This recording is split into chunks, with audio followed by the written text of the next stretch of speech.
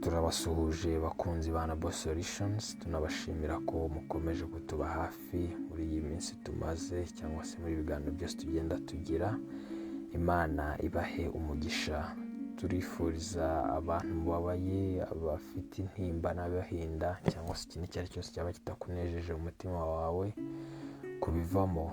Igihe kimwe bizarangira, nubwo uyu munsi wabona bitagenda neza, ariko ndagutangariza ko ejo cyangwa ejo bundi bizashira, nawe ukanezerwa, nawe ukishima, ukaririmba abandi. Uyu ni Nobo rero, muri kubana nk'uko bisanzwe cyangwa se umaze kubimenyera. Uyu munsi tugiye kurebera hamwe isomo.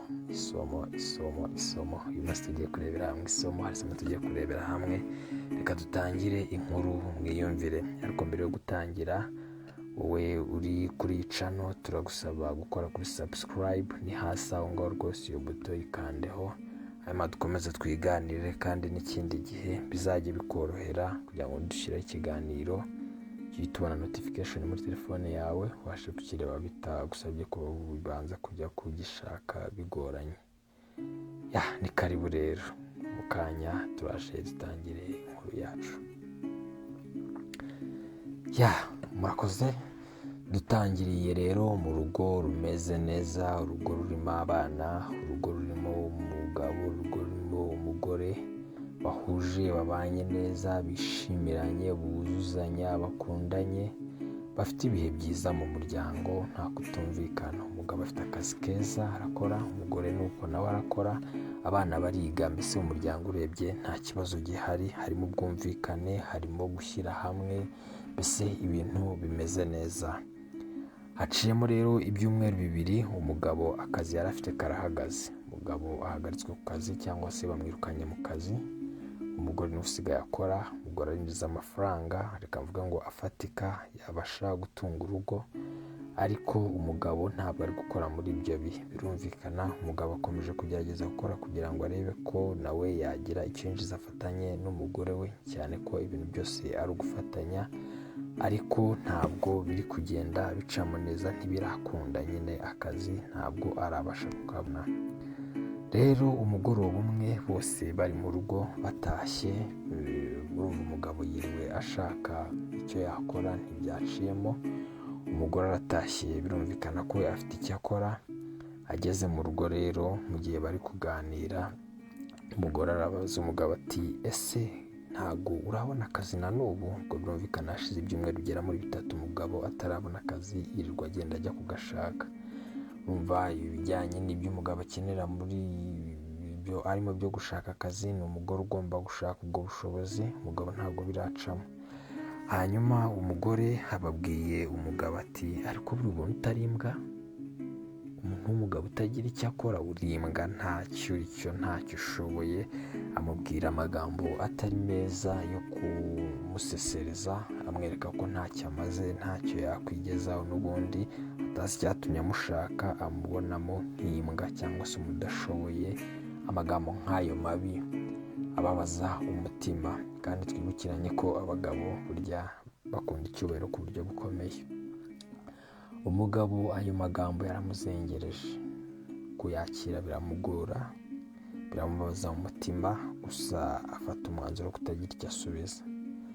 Yirinda gushwana, yirinda gutukana, yirinda kurwana, ahubwo afata umwanzuro wo gutuza, ntiyagira icyo arenzaho. Ubwo ibyo birangiye barakomeje baraganira, umugore agira ngo byarangiye, cyangwa se ntabwo umugabo yabyegereje umutima cyane nk'uko tujya tubivuga, cyangwa se muri minsi banavuga ngo ni ukubyegereza umutima, agira ngo byarangira aho ngaho. Ariko umugabo yari yabyegereje umutima cyane, byanamubabaje ku rwego rwo hejuru. Murabizi benshi muri mwe kuvuga ngo umugabo yiswe imbwa mu Rwanda cyane cyane kiba ari ikintu gikomeye cyane.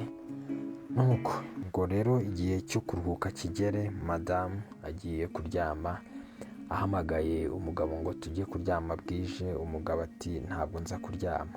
Umugore ati, kubera iki utaza kuryama? Umugabo mu gahinda kenshi n'intimba yari afite ku mutima, atuje, yoroheje, mu mvugo ituje, abwira umugore we ati, se umuntu nkawe wiyubashye w'agaciro nk'ako ufite nawe wabasha kuryama ukarana n'imbwa? ubwo si imbwa ntiyajya ikujomba amajanja, ntibyakuremerera, wabasha gusinzira? genda uryame ntacyo bitwaye. imbwa nayo igomba kurara irinze igipangu cyangwa se igashaka ahandi ijya kuryama, ariko hatari mu buriri bwa nyirabuja.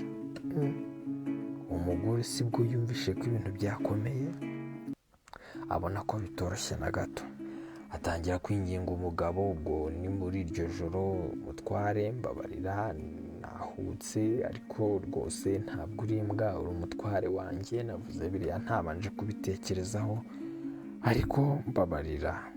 iryo joro umugore yaramwigishije, aramwinginga, ntibyakunda. umugabo ntabwo yemeye kujya kuryama.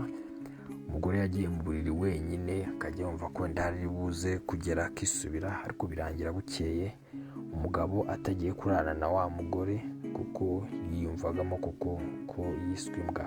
kandi tunibukiranye ko ikintu ubwiwe kenshi burya hari igihe bigeraho ukagifata nk'ukuri, kandi wenda kitari ukuri. ari nayo mpamvu tuvuga ngo ni byiza ko dukwiriye kwirinda kubwira abandi bagenzi bacu amagambo abashyira hasi, kuko bishobora gutuma babyiyumvamo kandi atari ko kuri.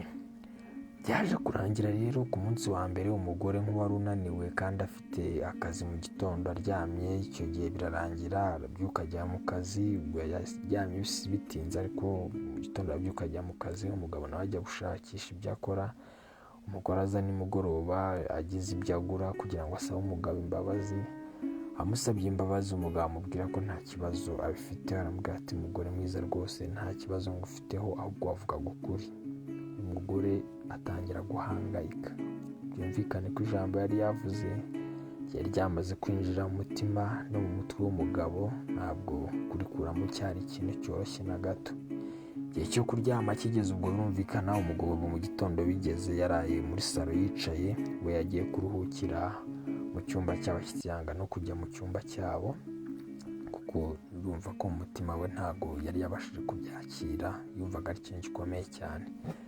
hanyuma umugore aragaruka nimugoroba, niho twari tugeze, aramwinginga, mutware mbabarira, unyemerere, rwose narakosheje. amusaba imbabazi mu buryo bugiye butandukanye, agira n'ikiniga aranarira, ariko umugabo amwereka ko nta kibazo amufiteho, atamurakariye, ahubwo ibyo yavuze yabonye ko ari ukuri. ubwo umugore yumva ko wenda amubabariye, wenda bizagenda bishira, ari buze bakaryama. yongeye kumubwira ati twajya mu cyumba kuryama, dore burije tukaruhuka, ejo n'indi mirimo. umugabo aramubwira ati no, ntabwo nshobora kuza kuryama, kuko ntabwo umugore nkawe mwiza, wiyubashye, ufite agaciro, akwiriye kurana n'imbwa. ntabwo turi burare, ntabwo buri bukunde. byaje kurangira rero bikomeje kugorana. iminsi ibaye 3, umugore yinginga umugabo, ngo birumvikana agahinda ni kose, guhagarika umutima. umugore ntatuje, kwibaza uko bizakemuka. umugabo muri ya minsi 3 rero nibwo yegereye abagabo bagenzi be, ababwira ko yahuye n'ikibazo gikomeye, bitari gukunda, ariko yifuza ko bamufasha bakamutera inkunga. abagabo bakunda gushyigikirana, ayo makuru arazwi. ababwira bamutera inkunga, atangira bizinesi. iminsi 3 yatangiye kugenda acuruza, akempuruta ibintu bigiye bitandukanye, birimo amamebure n'ibindi nk'ibyo. agenda abikora agamije gutera imbere. birumvikana yabikoreraga ku gahinda n'amagambo asesereza yabwiwe. arabikora rero, agenda agira n'umugisha, bigenda bizamuka. ya finance cyangwa se za bizi zishyurwaga n'umugore, umugabo noneho agira ubushobozi bwisumbuye bw'umugore, atangira kuba ari we noneho ujya wishyura bya bindi umugore yishyuraga. atangira kujya abikoraho.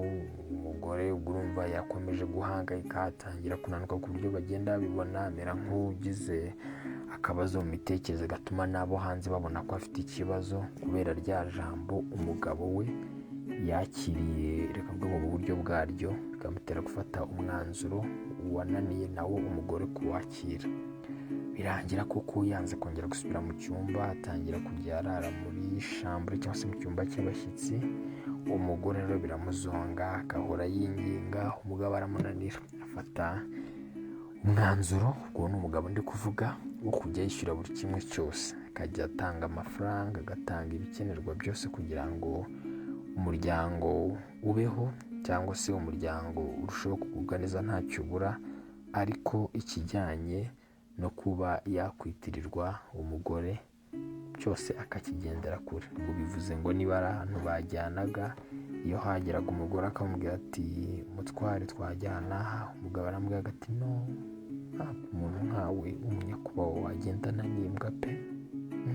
Haba harimo kwisuzuguza no kwitesha agaciro, mbese yaba kugendana, yaba ibyo bahuriragamo, yaba mu rugo, buri kantu kose kabaye cyangwa se umugore asabye akagerageza kumwereka ko ari imbwa, kandi imbwa idakwiriye kubana muri byose na shebuja ari we mugore we.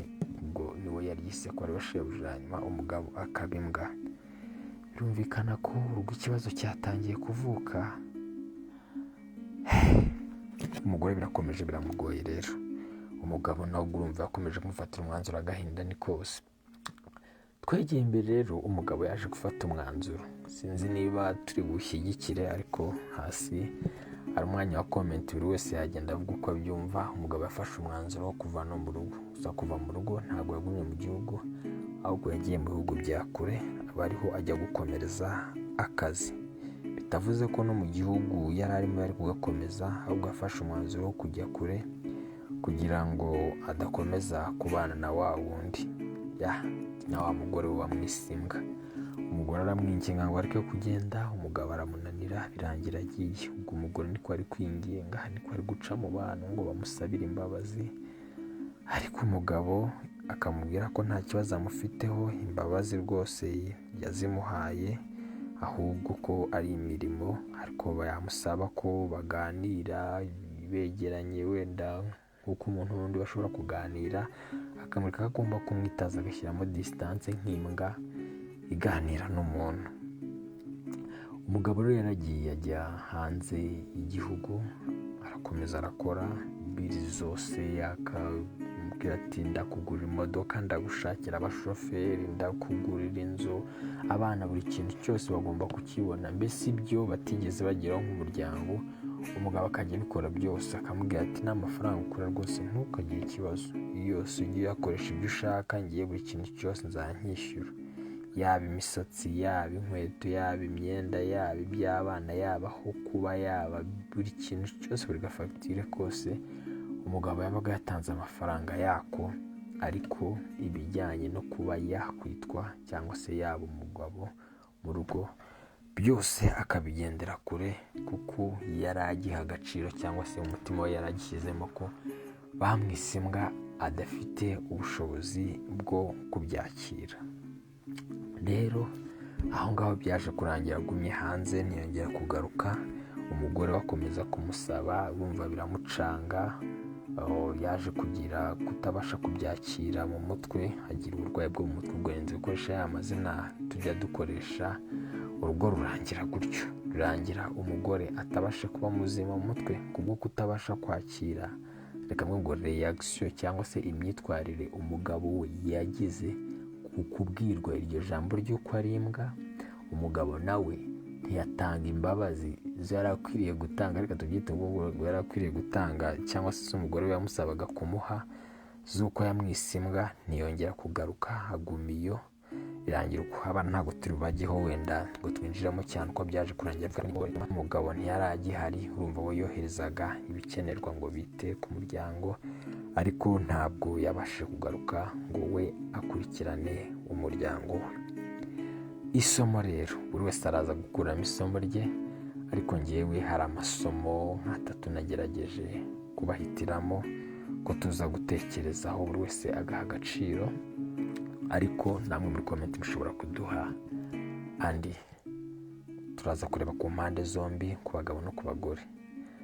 Bagore, niba mushaka kubaka, mujye mwirinda ikintu icyo ari cyo cyose cyatuma mukora ku cyubahiro cy'abagabo.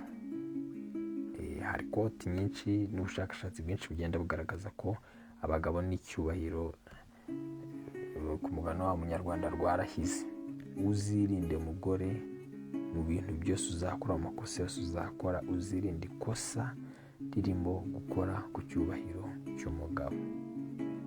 Namwe bagabo, niba mushaka amahoro no kugira urugo rutuje, muzirinde ikintu kirimo gukora ku gaciro cyangwa se ku bwiza bw'umugore. Iyo ubikozeho, amahoro ubwo deja wamaze kuyatakaza, kuko imivurungano iratangira ikaba mu rugo. Wenda urugero rw'abagabo rwo dushobora kuzarugarukaho, ariko ako ntabwo twagenda tutagacyuye. Iyindi nama rero nifuzaga ko uyu munsi dutekerezaho cyane, ni ukwirinda kuvuga tugendeye ku bigaragara ako kanya, kuko imbere hari igihe bihinduka. Ushobora kureba muri preza cyangwa se aho muri ako kanya utitaye ku hazaza, ukavuga ibyo ubonye bikakugiraho ingaruka, kandi iyo uceceka cyangwa se ukabanza ukitonda, byari koroha kurusha. Cyangwa se umugabo ashobora kujya kuganira ku mugore we ku bitagenda neza.